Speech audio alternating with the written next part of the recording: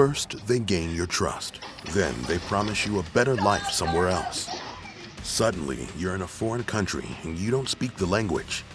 When they take away your passport and every penny you earn, you're their captive. Here's how to survive. Human trafficking. Human trafficking includes the recruitment, harboring, and the controlling of the movement of a person by using force, coercion, and deception with the intent to exploit them for labor or sexual services.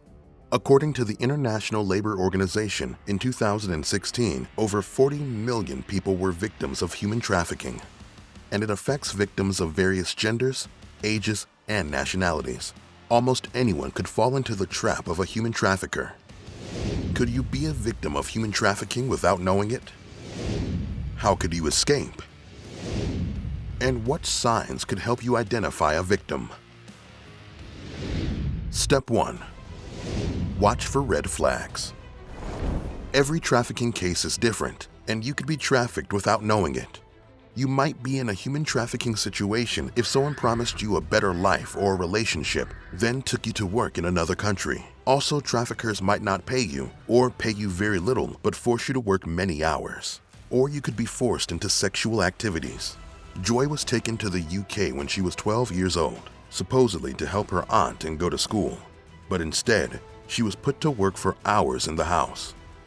3 years later, the aunt took Joy to work for a friend of hers, but the woman slapped Joy every time she did something wrong, and the husband abused her. Joy eventually found support through a charity and left the house. Step 2. Listen to survivors. Malika Oringo survived human trafficking. Her story began at age 15 in Kampala, Uganda.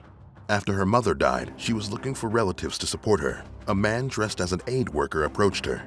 He was a white European. After earning her trust, he promised to help her go to school. But when they arrived in Luxembourg, he handed her over to people who took her to Amsterdam. She was exploited for a year until she became ill. But instead of seeking medical attention from Malika, the traffickers dumped her by a road. Fortunately, she was found and taken to a safe house for minors. Malika believes that giving survivors a voice and the chance to help form policies is the way to eradicate human trafficking. So she founded Footprint to Freedom, a survivor-led organization that focuses on leading victims out of exploitation. Step 3. Don't believe the myths. Human trafficking takes many forms, and sex trafficking is only one of them. Another is forced labor. These illegal activities are often called modern slavery, as they involve exploitation. There are many myths about the issue, and getting rid of misconceptions could help you identify a dangerous situation. You might believe that human trafficking only happens in lower and lower middle income countries, but the truth is that it exists in every country, including wealthy ones. And it can happen anywhere, from big cities to suburbs to rural areas, even in your community. Step 4. Advocate.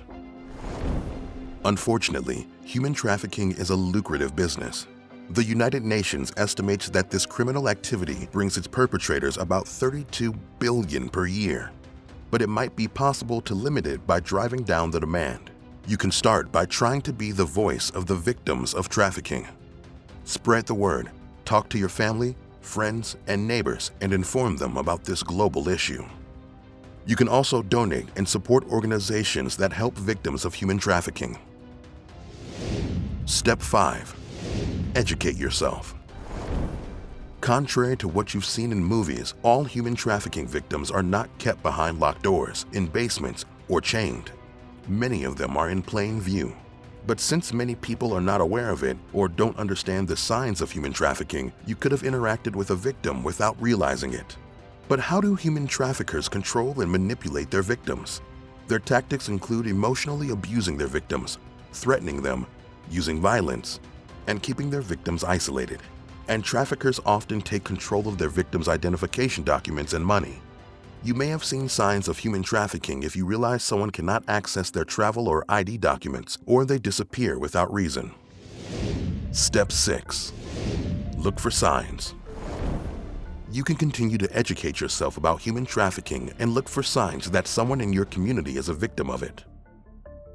There are some explicit signs to look out for. Be aware of tattooing or branding symbols, especially names on the person. If you find out the person was reported as missing, that is a red flag, especially if the person is secretive about their activities and never shares anything about their family or partner even though they have told you they are in a relationship. Even after surviving this horrible situation, you'll likely be traumatized by the experience for years to come. You may find it hard to trust people, or you might find yourself looking over your shoulder in paranoia. But wait, that hooded man does seem like he's been following you for a while now. Maybe you're not paranoid after all. But how can you be sure? Find out here on How to Survive.